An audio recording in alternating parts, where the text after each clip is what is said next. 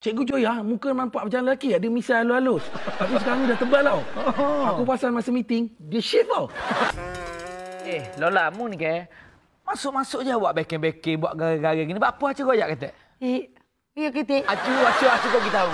Tak adalah. Aku kesianlah kat Pak Kodi tu. Dia macam kena bully tau dengan Pak Cik. Apa tu nama Pak Cik tu? Pak Roy tu. Lola. Mu baru balik Bangkok. Mu tak tahu gapo jadi kat kampung kita. Betul tak kau, Jack?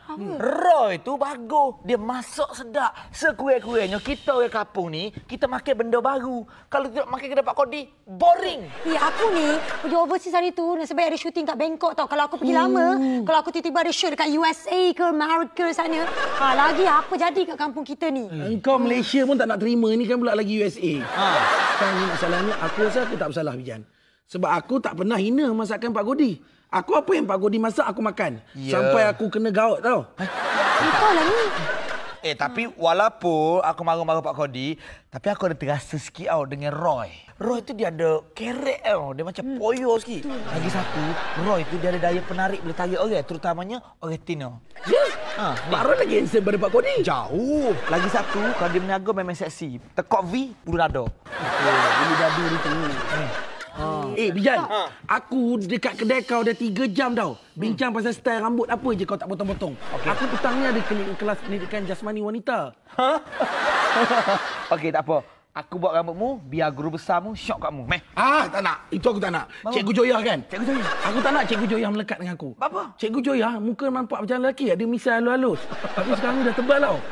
Aku pasal masa meeting, dia shave tau. Ayo dah, mari sini. Mengarutlah mu ni. Bijan!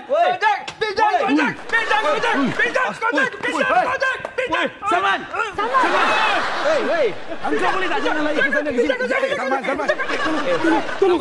Sabar. Lain-kali kalau nak lari, tengok ke kanan. Dah lah mu lari ke kiri kanan. Sabar. Kita orang kalau ikut sekali nampak macam lari dalam guni tau.